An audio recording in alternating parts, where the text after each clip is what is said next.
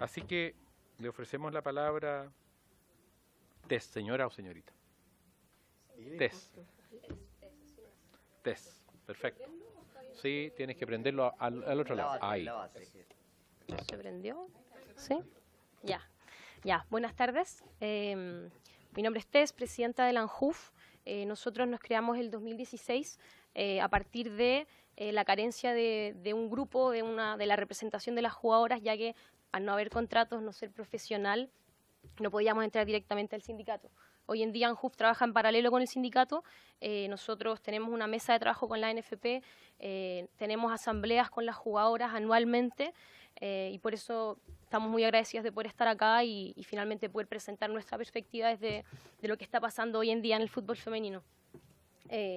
Lo primero y lo más importante es entender que hoy en día el fútbol femenino y el desarrollo del fútbol femenino depende de la voluntad del directorio de turno. Lo que nosotros vemos hoy en día con la selección, el éxito que fue la Copa América el año pasado, lo que fue el Mundial de Fútbol este año y todo el boom que está habiendo, obviamente las jugadoras son las importantes, son las principales, pero también viene un trabajo que se está haciendo por parte de la ANFP. Pero esto es un mundo aparte, un mundo privilegiado que difiere mucho de lo que está pasando a nivel nacional y lo que son los clubes, y que es un contraste muy fuerte de lo que está pasando con el fútbol masculino, que al final es una industria súper grande. Entonces yo creo que es súper importante mezclar también el rol que puede tener el Estado, los municipios, la federación, para que al final no solamente dependa de las voluntades. Sé que se han juntado anteriormente con otras personas, Constanza Minoletti, gente de la ANFP, pero muy en breve. Sobre el campeonato nacional que inició el 2008, hay una primera y una segunda división, los 29 clubes. Es relevante hablar que hay clubes que son clubes afiliados también en el masculino, como también hay clubes invitados. Y el tema más relevante de lo que pasa hoy en día es la terciarización de los clubes. Hoy en día tú ves un equipo de Unión La Calera, por ejemplo, pero que solamente juega con el nombre Unión La Calera. Que la única relación, el único vínculo que hay entre el club masculino, que este año jugó la Copa Sudamericana, que abrió un estadio nuevo, que tuvo una gran campaña, el equipo femenino busca canchas para saber dónde jugar. Tiene que limpiar la cancha porque antes de que ellas jueguen, juega la gente de la municipalidad y el barrio. Y por el otro lado está el espectro de los dos equipos que se acaban de ir esta semana a competir por la Copa Libertadores, Colo-Colo y Santiago Morning, que están haciendo un trabajo muy reconocible. Santiago Morning siendo los pioneros de los contratos, son el único club que tiene contratos profesionales. Colo-Colo, que ahora desde la entrada de Mike Nichols, incluso un poco antes, juega todos los partidos de local en el Estadio Monumental, pero eso difiere mucho de lo que pasa con el resto de los clubes. Lo más importante para entender cómo se rige el fútbol femenino acá en Chile es entender el sistema de licencias. A partir de las licencias que tienen los clubes, van a tener las exigencias para todo lo que no es el fútbol profesional, lo que es el fútbol joven y el fútbol femenino. Es ahí donde uno puede, por así decirlo, apretarle a los clubes para que hagan las cosas que quizás voluntariamente no harían por cómo funcionan las sociedades anónimas. Y en ese sentido también es importante entender que está la licencia ANFP para todos los clubes y la Conmebol, que son para los clubes que participan internacionalmente. Este párrafo también estaba dentro de los proyectos de ley que se presentaron, pero es importante hacerle un énfasis a la parte que le exigen a los clubes, esto por parte de la Conmebol, que los clubes tienen que proveer un soporte técnico y todo el equipamiento de infraestructura necesarias para el desarrollo de los equipos femeninos, algo que actualmente no pasa. A pesar de que lo exige la Confederación, es algo que está claro en el caso de Calera, como lo mencioné antes, que no sucede, y que ese ejemplo tuvo toda la explosión que podría haber tenido, salió en los medios, salió en la tele, y aún así no pasó nada. Entonces también hay un rol fiscalizador que no está pasando. Entonces, como dije antes, el fútbol femenino depende de las voluntades. La responsabilidad que se quiere tener de la rama, si yo quiero jugar en el estadio, si no les quiero pasar nada, si la única relación que voy a tener es el correo con el logo del equipo, si quiero invertir 0 o quiero invertir millones en sueldos de las futbolistas, si quiero que jueguen en los estadios, si les voy a dar implemento o incluso si les voy a pagar el cuerpo técnico, son cosas que dependen de las voluntades hoy en día y que en teoría el próximo año deberían crecer más con la licencia de la FIFA y con todo el boom que hubo con el Mundial y que al final se sabe que el fútbol femenino vende. no es algo que estemos probando, pero el campeonato nacional aquí no vende. Y también depende de la voluntad, las estrategias de desarrollo que tenga cada club. Aquí dejé los principales clubes que no tienen las ramas integradas, que no son clubes chicos en la mayoría, que son clubes que igual tienen éxito en el masculino, que son equipos que han ganado campeonatos, que son equipos que están sonando mucho, y hay equipos que las jugadoras gestionan esto. O sea, lo que fue el gran tema de la U con los shampoos y que iban a tener que pagarse sus propias cosas, es un chiste al lado de lo que está pasando ahí. Pero obviamente el tema no es solamente precarizarlo, al final también yo creo que la instancia acá es ver cómo se puede solucionar. Muy en breve, un par de cosas que le preguntamos a las jugadoras que tenían que financiarse ellas. La recuperación de lesiones, que por suerte este año, y hablando del tema de los seguros que estaban hablando antes, se logró que, junto a ANJUF con ANFP, que todas las jugadoras tuviesen seguros, porque estaban representando a los colores de un club, pero lo mismo, o sea, se lesionaban y eran ellas las que lo tenían que financiar. Los materiales, la indumentaria, la ropa, cosas que quizás en el resto del deporte y entendiendo cómo funciona el deporte en Chile, quizás son algo que sucede mucho, pero si lo vemos dentro del submundo del fútbol es como problemático. Entonces, un poco en resumen, ¿qué está pasando hoy en día? Y ya como con datos y un poco la información. Hay 14 contratos en un universo de más de 800 jugadoras que juegan el campeonato profesional en FP, es menos de un 2%. Las jugadoras que se van a jugar a España pueden salir gratis de acá sin ningún costo porque no hay derechos de formación, y al final eso también está gatillando que clubes grandes como lo es Santiago Morning, que trae a 5 seleccionadas nacionales con sueldo, con contrato, se aferren así. Pero incluso así, las jugadoras que se van a jugar al extranjero no se ganan los millones como funciona en el masculino. La mayoría está aprovechando la oportunidad y todo, pero no se puede hacer una vida de ello. Las jugadoras son estudiantes y son trabajadoras, y creo que eso también es súper relevante de considerar a la hora de querer quizás legislar sobre contratos o cómo profesionalizarlo, porque también esto es algo bonito que se genera del fútbol femenino, que es que al final se sabe que la carrera del futbolista es corta, en las mujeres va a ser más corta aún, y creo que también es importante tomar la relevancia de los estudios, y que eso es algo muy positivo del femenino.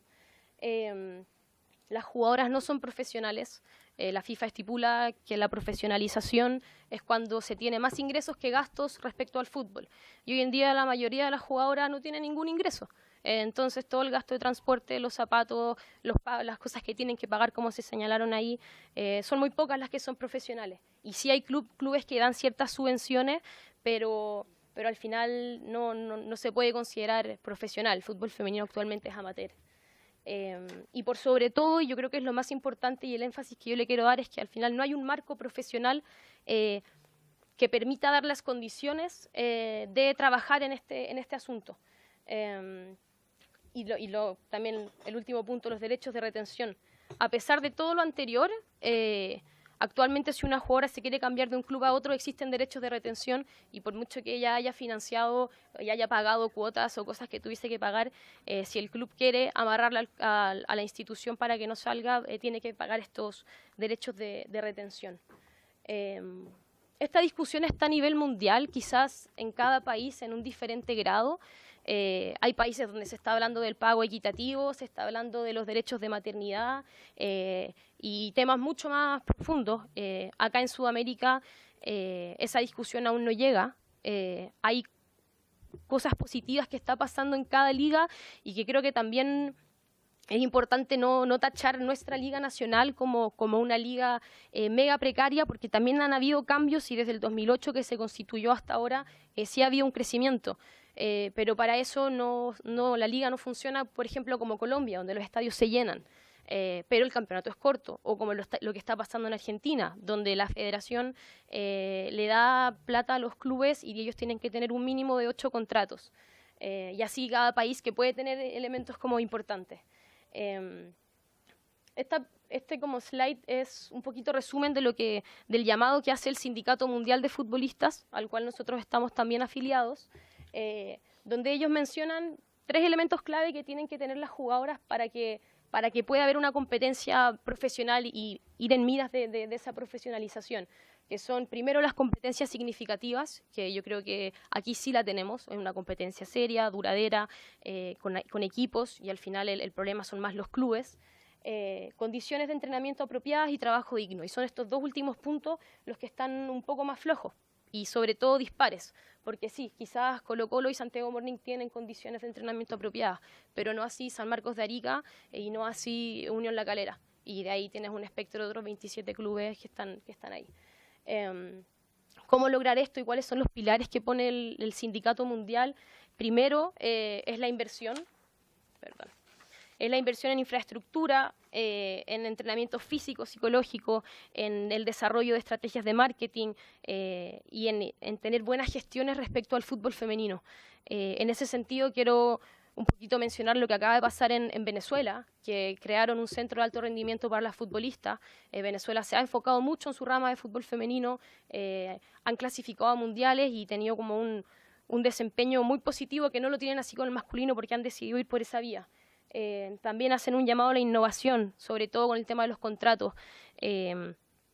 Considerar la realidad de las mujeres y de cómo funciona el fútbol femenino y no intentar de imitar lo que está pasando con los hombres. Hay que ver una vía de hacer un poquito como el equilibrio entre la realidad de los estudios con el fútbol, con cómo está la industria del fútbol femenino hoy en día y también qué se puede hacer. Las condiciones mínimas, que al final lo ideal sería que fueran las mismas que en el fútbol masculino, y la responsabilidad del desarrollo. O sea, realmente asegurar que las acciones y todos los puntos anteriores se hagan realmente y se hagan en el largo plazo, no solo pensando en la directiva de turno o en el boom que podría estar pasando ahora. O sea, finalmente igual es importante recordar, el 2008 acá en Chile también se jugó un mundial sub-20 femenino, se abrieron estadios que se crearon por el fútbol femenino, el Bicentenario de la Florida, el Sánchez Rumoroso, el Germán Becker, un Germán Becker que el domingo tuvo un partido de Chile-Uruguay con 18.000 personas, pero que se ha abierto esta vez solamente un año para Deportes Temuco femenino. Entonces ahí se ve un poco la disparidad y como los dos mundos que hay diferentes. Los puntos clave que nosotros como asociación pensamos y que consideramos que son importantes de considerar es principalmente crear un ambiente que pueda generar el profesionalismo. Aquí la discusión siempre va a ser ¿qué va primero? Los contratos, las condiciones, es algo que es discutible. Pero lo más importante aquí, y creo que es el rol que también puede tener el Estado y los municipios y los clubes, ver cómo se puede hacer, es la inversión. O sea, aquí muchas veces los clubes dicen, bueno, pero tráiganme resultados y ahí yo invierto. No conozco ninguna industria que pase así. Al final, obviamente, tiene que haber una inversión inicial y que trae frutos. O sea, los dos clubes que más han invertido ya están con jugadoras de categoría mundial jugando la Copa Libertadores. Entonces, no es algo del otro mundo. Hay que ver e imitar casos de éxito. Por ejemplo, lo que pasa en Estados Unidos con el Title IX, donde las entidades que reciben dineros federales tienen que tener las mismas inversiones en hombres como en mujeres, por ejemplo.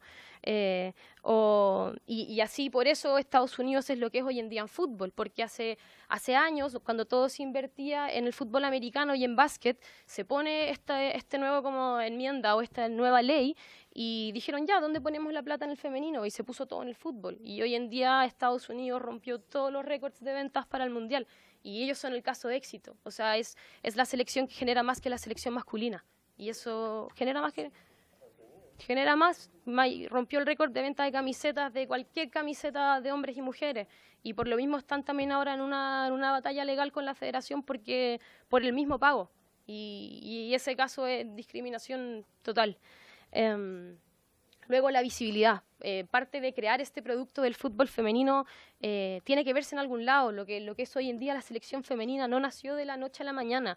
El 2014 también hubo una Copa América y Chile no quedó clasificada en el Mundial y por ende tampoco en los Juegos Olímpicos y tampoco en los Panamericanos.